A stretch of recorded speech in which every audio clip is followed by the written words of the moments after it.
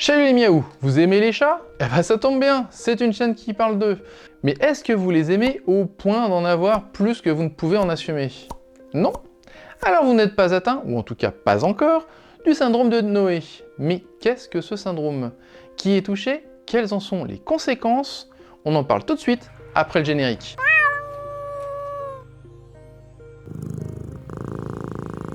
Alors on va pas y aller par quatre chemins, cette vidéo va comporter des extraits et des images qui peuvent être difficiles à regarder. Donc si vous êtes sensible, je vous mettrai une alerte avant pour que vous puissiez tourner les yeux ou zapper la séquence. Sur le téléphone, vous mettez 2 petites tapes sur la droite de la vidéo pour avancer de 10 secondes, ou simplement utiliser le chapitrage.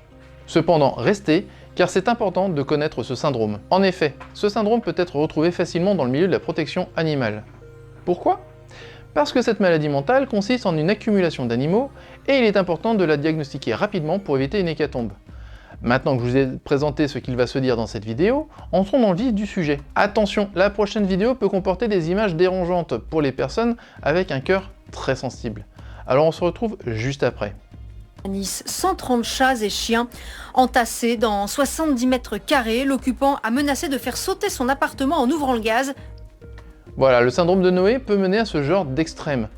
Des centaines d'animaux entassés, laissés à l'abandon, par une personne voulant à tout prix les sauver.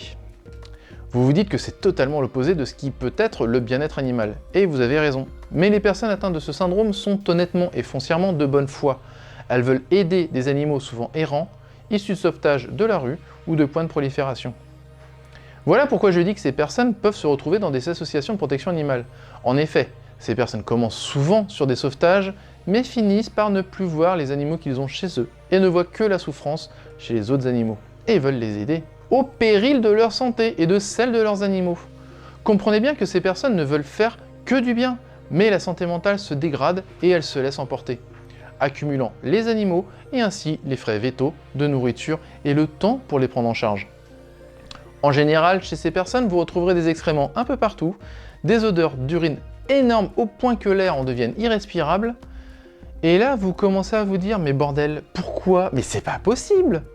Eh bien, comme beaucoup de maladies mentales, cette maladie progresse doucement, sans que la personne concernée ou son entourage ne s'en rende compte. Je vais donc vous expliquer ce qu'est au sens médical ce syndrome et qui cela concerne. Vous trouverez mes sources en description, cela me demande du temps, donc pour me soutenir, partagez, commentez et surtout abonnez-vous à la chaîne. Et si cette vidéo vous plaît, mettez un pouce bleu. Et si mon contenu dans son ensemble vous plaît, vous pouvez m'aider financièrement en passant sur mon KissKissBankBank pour faire un petit don ponctuel ou récurrent. Alors c'est quoi ce syndrome? Selon Wikipédia, le syndrome de Noé est un trouble mental qui consiste à posséder trop d'animaux de compagnie, plus exactement, on possède plus d'animaux qu'on ne peut en héberger, nourrir et soigner correctement. Le point commun des malades étant l'incapacité à saisir la gravité de la situation.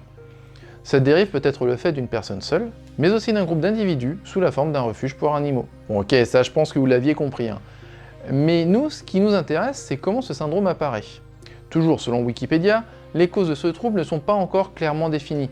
Si les premières recherches s'orientaient vers une variante des troubles obsessionnels compulsifs comme les TOC, des études et théories ultérieures évoquent plutôt des troubles de l'attachement associés à des troubles de la personnalité, la paranoïa, la pensée délirante, la dépression ou autres maladies mentales. Un événement traumatisant ou une perte est parfois le déclencheur. D'autres malades peuvent apparaître comme des personnes sensées.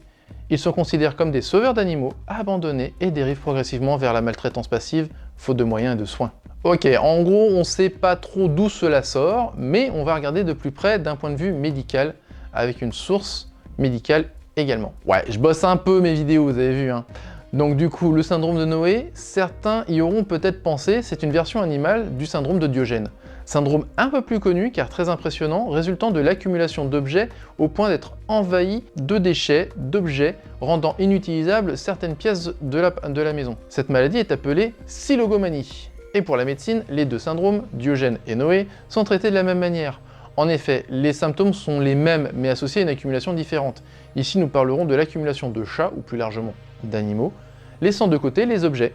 Du coup, c'est quoi les symptômes et comment les médecins le diagnostiquent? Selon le site du manuel MSD, les symptômes sont que les personnes atteintes du syndrome de Noé accumulent plus d'animaux domestiques qui n'ont de place et qui ne peuvent nourrir ou payer pour les soins vétérinaires. Elle laisse les animaux vivre dans des conditions insalubres. La plupart du temps, les animaux sont trop nombreux pour l'espace qu'ils occupent et ils perdent du poids et peuvent tomber malades. Cependant, la majorité des personnes atteintes de ce trouble n'est pas consciente que les soins apportés aux animaux ne sont pas appropriés.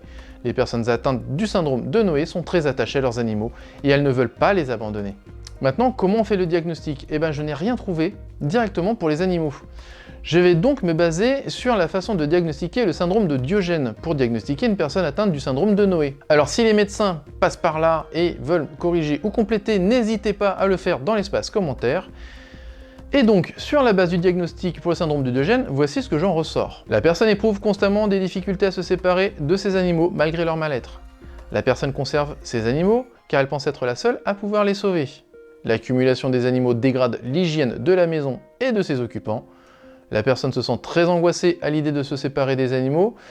Elle se dit que d'autres personnes ne pourront pas les prendre en charge. Il faut évidemment que tous ces critères soient réunis, et pas juste un seul. J'ai fait cette liste de par mon expérience dans la protection animale depuis 5 ans, et après avoir suivi plusieurs affaires ayant été relayées dans la presse, comme cette affaire proche de Nice, où plus d'une centaine de cadavres de chats ont été découverts chez une octogénaire. Seuls 23 chats ont été retrouvés vivants. Attention, c'est un moment avec des images et des vidéos sensibles. Les photos sont floutées, mais si vous ne vous sentez pas de regarder, vous pouvez zapper. On se retrouve juste après. La macabre découverte remonte à ce dimanche. Une centaine de cadavres de chats retrouvés à l'intérieur de cette maison et tout autour.